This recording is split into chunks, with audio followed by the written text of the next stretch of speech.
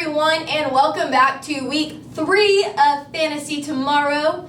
My name is Jaden, and we have our residential fantasy football expert, Caleb Henley, on the television. Hello, everybody. Hello, Caleb. In this episode, we are going to be talking about matchups, flex options, and your starts and sits. And before we go any deeper, I'm just going to go on ahead and get this out of the way because everyone knows that our channel is slowly turning into just a Travis Kelce fan page. So if you need to know who to start, just to go on ahead and throw him on your lineup. Yeah, that's definitely, if you have him on your team, he's a definite start each and every week. No need to ask any questions about it. Yeah, me and Caleb just love him. We always have to throw at least one comment about him, and so I'll just go ahead and get it out of the way. That's it. That's the only comment we're going to have about Travis Kelce today. Maybe. Yep. We'll see. We'll see. Maybe. I don't know. Yeah, we'll see what happens as it goes on. Okay, well, I guess we're just going to go on ahead and dive in, and before we really get into our flex options and starts and sits, I guess it's important to know which kind of matchups you're looking forward to this week.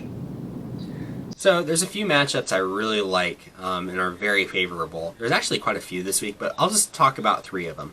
The first one is the Titans going up against the Vikings. So the Titans offense has looked great, especially in week 2 going up against the Jaguars. And Ryan Tannehill, he's continuing to be an efficient passer. The Vikings, well, they have some serious defensive issues, specifically in that secondary. Teams have just absolutely feasted in the passing game against them. So I expect the Titans to control this game. I think they're going to use their passing game to get up early, to take advantage of the Vikings secondary, and then for them to run out the clock with Derrick Henry in the second half. I think that the Titans have a really good chance of putting up some good fantasy numbers for your teams this week. Another team I like a lot, another matchup I like a lot, is the Chargers going up against the Panthers. Now, the Panthers have made even lethargic offenses look elite in fantasy this year. So we want to take advantage of that matchup. The Chargers offense, it's gaining some momentum, it's getting better, it's improving, and I think that they're going to have an absolute field day against the Panthers' terrible defense. And I expect that both the running backs Austin Eckler and Joshua Kelly are going to have big weeks going up against the Panthers. And the third matchup I like a lot is the Colts going up against the Jets. We all know how I feel about the Jets. I don't think they're a very good team. And they gave up 31 points to the 49ers backups in week 2, basically. So I think that we can count on the Colts, who have a good team, to really control this game. I expect Jonathan Taylor to have another great performance, much like the one he had in week 2. And I expect bounce-back games for Nyheim Hines, Phillip Rivers, and even T.Y. Hilton in this game against the Jets. I think that the Colts are going to produce some really good fantasy numbers this week. Okay, let me rephrase. This show is officially becoming a Travis Kelce fan page and a Jets hate page, apparently. But yeah, we know what we are here. It's Travis Kelce fan club and the Jets hate club. We're true to who we are, and we do not hide how we feel. Exactly. So now that we know which matchups you're looking forward to, are there any matchups that you're not looking forward to going into week 3? Yeah, there's a few. First of all, the Giants, who are facing the 49ers. Well, the Giants, they've had a really bad luck in losing Saquon Barkley to injury. Now, they've looked mediocre at best as an offense, even with Barkley on the team, and I expect them just to not look very good at all against the 49ers. They should all be avoided. If you have a Giants player, I would sit them this week. Another team that I'm not excited about or not confident in at all is the Broncos. Their starting quarterback is hurt. One of their running backs is hurt. And of course also Courtland Sutton is out for the year. So they're going to be starting a bunch of backups. I think if you have a player, maybe Noah Fant, Melvin Gordon, Jerry Jeudy, I think they're all people that you might want to sit this week. I do not trust the Broncos this week. And I don't trust the Panthers going up against the Chargers either. Now, I talked about the Chargers going up against the Panthers. I like that matchup a lot, but the Panthers going up against the Chargers is a different story. Again, they don't have Christian McCaffrey, who is basically the heart of their offense, and I think they're going to struggle without him. The Chargers did a good job of limiting Kansas City in Week 2. I don't think they're going to have any trouble at limiting Carolina in Week 3. I think that if you have a Panthers player, whether it's Robbie Anderson, maybe it's Mike Davis, you picked him up, or maybe you're streaming Teddy Bridgewater, I think you should sit them. The only player that I would consider starting for the Panthers is DJ Moore, and that's basically it. Okay. Well, with all of those injuries, it's obvious that everyone's lineups are going to be a little shaken and not quite what they normally are. So I guess it's time to go ahead and go into starts and sits. Who are some must starts for you going into Week 3? Well, the first one I already mentioned in the matchup with the Chargers going up against the Panthers, but I like Joshua Kelly a lot. Now, this stat is kind of crazy for him considering he's in a timeshare, but he's 5th in the NFL in carries right now through 2 weeks. He has 35 carries, which is a lot for a running back. And I think he's going to continue to put up numbers, especially against a lackluster Panthers defense. Another running back I like a lot this week is Leonard Fournette. He seems to have taken over the running back job in Tampa Bay. I expect him to continue to put up big numbers, and I think Tampa Bay is going to control the entirety of this game against the Broncos, and Fournette was going to see a lot of touches in the backfield because of that. A wide receiver that I like a lot is Deontay Johnson. I think you need to absolutely start him this week. He has a clear role with the Pittsburgh Steelers, and he's seen a ton of targets. He had 13 targets in Week 2. He had 10 targets in Week 1. So he's seen double-digit targets. Anytime you see double-digit targets for a receiver, you want him in your lineups. I think he's going to continue to improve this season and will absolutely break out in this game. Another wide receiver I like a lot is Corey Davis. Now, a lot of this kind of depends on whether A.J. Brown plays or not, but even when A.J. Brown played with Davis on the field in Week 1, Davis put up good numbers. I think he's a solid start this week, and I expect them to do good things against that lackluster Vikings secondary. And another player I think is going to bounce back this week and is an absolute start is Mark Andrews, tight end for the Baltimore Ravens. Now, he had a bad week in Week 2 going up against the Texans for whatever weird reason. I don't think that's going to happen in Week 3. They're playing up against the Chiefs in what should be a very high-scoring game, and the Chiefs are kind of historically bad at guarding against tight ends. So I expect Andrews to be Lamar Jackson's favorite target in this game. I think he's going to have an absolutely ginormous game against the Chiefs. I think that is the first time I've ever heard you even talk slightly bad about the Chiefs, in all honesty. And apparently you're becoming a traitor on me. So... No. I'm just saying, I thought that we only spoke good things about them. Even if it is from past history, no one cares, okay? I mean, this is one of the Chiefs' few weaknesses. Again, I think the Chiefs are going to win that game. I mean, I think it's going to be a close game, but I think the Chiefs are going to win that game. But I still expect Andrews to do really good. I know it's tough. It's tough for me to even say. It's hard. Okay, well, now that we have some must starts, obviously Caleb's going to have some must sits, and it's probably some Jets, who knows.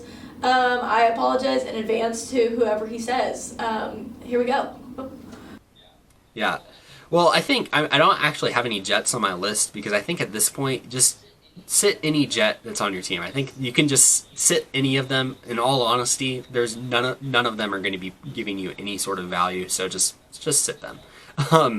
But the players I actually have listed, so the first one is Todd Gurley, running back for the Atlanta Falcons. Now, he's failed to establish himself as an effective runner for the Falcons, and he's not involved in the passing game. And we know that the Falcons like to pass the ball a lot. And if he's not involved in that passing game, he just doesn't have that much value. So I think you should sit him again this week. He's going up against the Bears. The Bears have a decent run defense. I just don't like it at all. Another guy that I think you can sit this week is Antonio Gibson. Now, he is actually one of my waiver wire ads I wanted you to add this week. And he's emerging as the number one running back for the Washington football team. But I don't think you should start him this week. I still think that he needs some time to develop. And he's going up against the Cleveland Browns. And the Browns actually did a good job of limiting Joe Mixon in Week 2. and I think they're not going to have a problem limiting the Washington's run offense in this game. So you can sit Gibson this week, keep him on your bench. And then all of the other players I want you to sit is basically anyone who plays for the Houston Texans. The Texans have been out of sync for the first 2 weeks of the season. I think this offense is going to be better later on, but right now I just do not like them. And I think that they're playing the Steelers. The Steelers have one of the best defenses in the league. I don't think that the Houston's going to get anything going in this game. And so whether it's Deshaun Watson or it's Darren Fells, I don't think you should start any of them. Look for your players elsewhere this week. Okay. Well, there you have it, your starts and sits. I guess now it's time to go into our flex option. I was hoping it would make my arms look bigger because I'm wearing a sweatshirt under this too, but apparently not. Okay. Are there any running backs that you suggest starting in your flex spot? Yeah, I think the number one flex lock who should just be locked in your flex for the rest of the season is Kareem Hunt. Now, Kareem Hunt had a huge week in week 2, and he should continue to roll this week against Washington. Now, Washington does have a good run defense, but a lot of Hunt's production comes in the passing game, and I expect Hunt to be used often in this game against Washington. I think he's going to have another good week, and like I said, just lock him into your flex. He's the perfect flex play for your fantasy team if you have him. Another player that I actually expect to rebound this week is Nyheim Hines. I think he's a good flex option. Now, he did not have a good game in week 2 against the Vikings, but I expect him to rebound this week. He's playing the Jets. We know how I feel about the Jets. It's becoming a broken record at this point.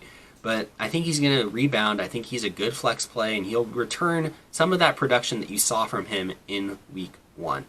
Another player I like a lot to actually break out is Boston Scott. Now, he's a running back for the Philadelphia Eagles. The Eagles have not been good so far, but we need to look at who they're playing. They're playing the Cincinnati Bengals. The Bengals have not been good on defense so far. Last week, they allowed 234 total yards to running backs, which is not good. That means that there's a lot of yardage there that Scott could potentially see for himself in week 3. So I think you should be able to start Scott. He does a good job in the passing game as well, which is good for our PPR leagues, for our running backs.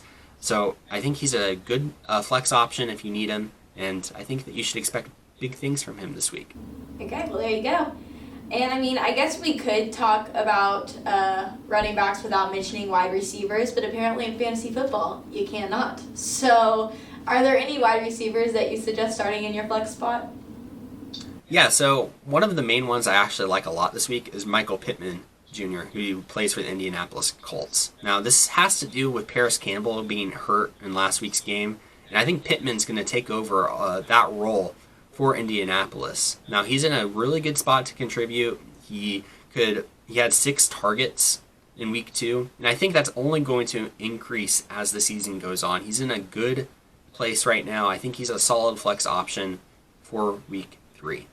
A couple of other wide receivers I like who actually play on the same team are Allen Lazard and Marquez Valdez-Scantling, or as I like to call him, MVS. It's a little easier to say, just MVS. Now, either of these players could explode, especially if their teammate Devontae Adams has to sit out with that hamstring injury.